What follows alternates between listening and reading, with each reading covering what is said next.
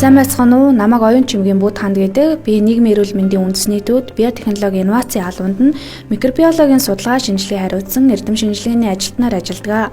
За би та бүхэндээ бичил биетэн гэж юу юм бэ? Бичил биетэнтэй холбоотой цэвэрлэгээ, ариутгал, халдваргүй итгэлийн талаар ялгаатай байдлын талаар мэдээлэл өгөх боллоо. Бичил биетэн COVID-19-тэй холбоотой иргэдийн дунд бичил биетний талаар нэлээд ойлголттой болж эхэлсэн. Гэсэн хэдий ч бичил биетэн дотор яг юу багтаж байгаа юм бэ гэдэг мэдээлэл бол цөөхөн байх шиг байна. За бичил биетэн гэхээр бактери, вирус, за мууг, замаг, эгэл биетэн гээд маш олон төрлийн нүдэнд үл харагдах амьд организмуудыг нийтд нь бичил биетэн гэж ерөнхийд нь ангилж байгаа. За COVID-19-тэй холбоотой иргэдийн дунд бол вирусын талаар мэдээлэл дэлгэрэнгүй хүргэсэнтэй холбоотой бусад төрлийн бичил биетний харилцан үйлчлэлийн талаар мэдээлэл тун хоцрогдмол байдалтай яг одоогийн нөхцөлд байна. За тийм болохоор ганцхан вирусээс шалтгаалсан өвчлөл байгаад байгаа юм биш. Давхар энэ ковидтэй холбоотой мэдээлэл байгаа ч гэсэн завсрын буцаад бактери, мөөгөнцөр, за эгэл биетнээс шалтгаалсан өвчлөлүүд давхар иргэдийн дунд явагдаж байгаа шүү гэдгийг нэгт анхааруулмаар байна. За тэгвэл бичил биетний хүнд, амьтанд өвчин үүсгэх ялгаатай байдлаас нь шалтгаалаад дэлхийн нийтдээ 4 зэрэгт ангилж хуваадаг 1-4 бүлэгт аюулгүй аюулын байдлаар нь ангилдаг байх нэ. За тэгвэл бид бүхэн бичил биетнийг вирус, бактерийн хувьд зүгээр жишээ болгож авч үзье. За вирус бол өөрөө заавал эзэн биетэй үед хин нэгнийг паразитлж, шимэгчилж амьдардаг учраас энэ бол өвчин үүсгэгч, туйлын өвчин үүсгэгч болж явж байна. За тэгвэл бактерийн хувьд бол ашигтай болон ашиггүй гэж ангилагддаг. Ялангуяа мөөгөнцрийн хувьд ч гэсэн ашигтай, ашиггүйгээ явдаг штэ. За яагаад ашигтай гэж анхаар тухайн бактери байснараа бидний дархлааг дэмждэг. Эсвэл ямар нэгэн тухайн бактериэс ялгарж байгаа бүтээгдэхүүнийг ашиглаад технологи дээрээс нь ахуй хэрэглээнд ашиглах ч юм уу иймэрхүү байдалтай ашиглагдж байгаа бичил биетнийг бол бид нар ашигтай бичил биетэн гэж ангилж байгаа. За одоо яг ковид цар тахлын үед бол бид нар ашиггүй бичил биетний талаар дэлгэрэнгүй мэдээлэлүүд өгч байна. Ашиггүй гэдэг дотор бол цэвэр өвчин үүсгэж байгаа. Ямар нэгэн байдлаар биднэрт сөрөг үр дагавар өгж байгаа бичил биетнүүдийн талаар зөвлөгөө мэдээлэл өгж байгаа. За тэгвэл бид нар сөрөг нөлөө өгөөд байгаа бичил биетнүүдийг яаж устгах вэ гэхээр бидний иргэдийн дунд бол цэвэрлэгээ хийх ёстой, халдваргүйжүүлэх ёстой, ариутгах ёстой гэдэг нэр томьёонуудыг ихээр өгж байгаа мэргэжлийн байгууллагууд. За тэгвэл цэвэрлэгээ хийх, халдваргүйжүүлэх, ариутгах гэдэг энэ 3 үг нь өөрөө ямар ялгаатай юм бэ гэдэг мэдээллийг өгье. За цэвэрлэгээ хийх гэдэг бол мэдээж механик үйлдэл. Ямар нэгэн ус болон хий эсвэл угаалгын нутгийг ашиглаад за савн бок ч юм уу эднэрийг ашиглаад тухайн гадаргуу, тухайн материалын бохирдлыг арилгаж байгаа энэ үйлдэлийг бол цэвэрлэгээ гэж хэлж байгаа. Энэ үед бол бичил биетнийг багсгаж байгаа ч гэсэн огт оргүйгээр алга болгох юм уу, халдваргүй итгэлийн өвчин үүсгэх байдлыг сулруулах тийм шинж тэмдэг бол туйлын бага.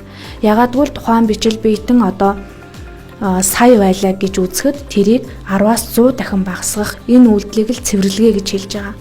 За цэвэрлэгээний дараа бол буцаад халдваргүйжгэл авах ч юм уу тийм халдвартай материалтай харьцах тохиолдолд бол буцаал өвчин үүснэ гэсэн үг.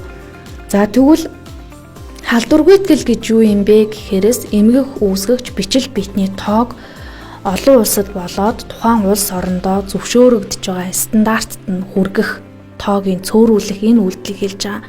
За жишээлбэл Монгол улсад гадаргуугийн арчтсны шинжилгээ ялангуяа цайны газрууд болоо нийтийн үйлчилгээний хоолны газруудаар нэг зөвшөөрөгдөх хэмжээ байдаг.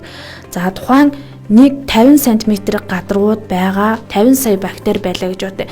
Халдваргүй итгэлийн бодисыг хэрэглэсний дараа тэр бактерийг 1000 сая дахин буулгах юм уу тоонд нь хүргэнэ. Тэгвэл тэр Монгол улсад мөрдөгж байгаа стандартт болохоор 50 см гадаргуу дээр 100 ширхэг бактери байхыг зөвшөөрдөг юм стандарт байдаг. Тэгвэл бид нэр энэ тоонд бариулахын тулд хэрэгжилж байгаа арга хэмжээг халдваргүй итгэл гэж хэлж байгаа. Энээс дээш гаргахгүй доошоо буулгах ёстой. Энэ үйлдэлийг халдваргүй итгэлийн үйлдэл гэж байгаа. За энэ үед бол мэдээд концентрацийн хувь өндөртэй ийм ариутгал халдваргүй итгэлийн бодисыг хэрэгэлдэг. За тэгвэл ариутгал гэж юу юм бэ гэхээр тухайн гадаргуу дээр ч юм уу тухайн нөхцөлд байгаа бактерийг бүгдийг бичил биетнийг устгах эсвэл ямар нэгэн нөхцөлд тэсвэрлээд үлдэж чаддаг бактери, вирусыг идэхгүй болох, сул хэлбэртэй болох энэ үйлдэлийг ариутгал гэж нэрлэдэг байгаа. За энэ ариутгал халдваргүй итгэлийн үед бол бид нар тусгай бодис, тусгай багжнуудыг ашиглаж хэрэгэлдэг, халууны арга, хүүтний аргуудыг ашигладаг. Гэтэл одоо иргэдийн дунд одоо COVID-19 үед нэг юм жишээ гарсан. Сошиал ертөндөөр зөвлөгөө мэдээлэл гаргахад за уурын эндүү болон ямар нэгэн эндүүнийхээ усанд халдваргүй итгэл ариутгалын бодис хийгээд та хувцас утаарай, хувцас эндүү дээрээ гэсэн ийм тохиолдол гарч байсан.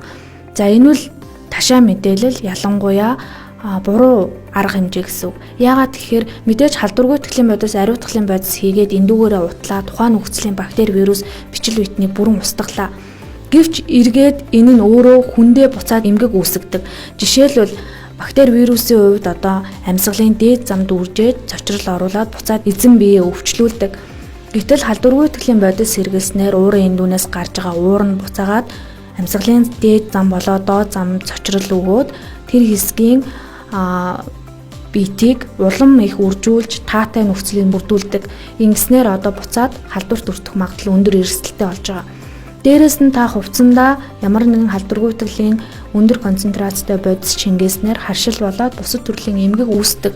Ялангуяа харшил юм уу эсвэл арсны тууралтуудыг авдаг байгаа. За ингээд тууралт авахаараа буцаад нөгөө нэг гэмтсэн арьсаар дамжаад бактери, вирус, бусад бичил биетний мөөгөнцрийн ч юм уу халдвар өртөөд дахин дараагийн халдварт өртөх магадлал нь эрсдлээд нэмэгдээд явждаг. Тэгэхээр ганцхан вирусыг устгаад байгаа юм биш, ганцхан бактерийг устгаад байгаа юм биш. Цаана дахиад мөөгөнцөр, замаг, эгэл биетэн, шимэгч гээд маш олон төрлийн бичил биетнүүд таныг отоод байж идэг. Гэхдээ тухайн хүн халдваргүй итгэлээд ариутгалааг байнга хийснээрээ бас эргээд сөрөг нөлөөтэй. Яагаад би танд хэлж байгаа юм гэхээр ашигтай бичил биетэн гэж бид нар ярьсан тий. Ашигтай бичил биетэн хүнд байснараа тухайн хүний дархлаанд сайжрах, хэвийн үйл ажиллагаа, биеийн хэвийн үйл ажиллагаагаар явагдах энэ нөхцөлийг бүрдүүлж өгч идэг. Тэгвэл бид нар халдваргүй итгэл ариутгалыг байнга хийснээрээ нөгөө ашигтайгаа ч гэсэн ашиггүйгаа ч гэсэн бүгдийг устгачаар эргээд нөгөө хүн чинь дисбактериоз буюу ямар нэгэн бичил биетэнгүйгээс болоод дархлаа бусад төрлийн эмгэгүүдэд өртчихийдэг. Тийм учраас бид бүхэн яг эмчийн заасан, эрүүл мэндийн яамны заасан чиглэлийн дагуу цэвэрлэгийг яг хизээ хий гэж байна. Халдваргүй итгэлийг ямар нөхцөлд хий гэж байна.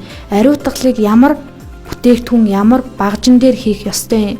Энэ зааврын дагуу хэрэглэж занших хэрэгтэй. Ингэснээр бид нар эргээд бусад төрлийн өвчлөлт өвтөхгүй аюулгүй байна гэсэн үг байгаа шүү. Тэгэхээр бид бүхэн ялгаатай байдлаа маш сайн судлаад тэрнийхээ дараа хэрэглээрэй гэж заншия. Эмчийн зөвлөгөөг маш сайн дагаарай. За баярлалаа.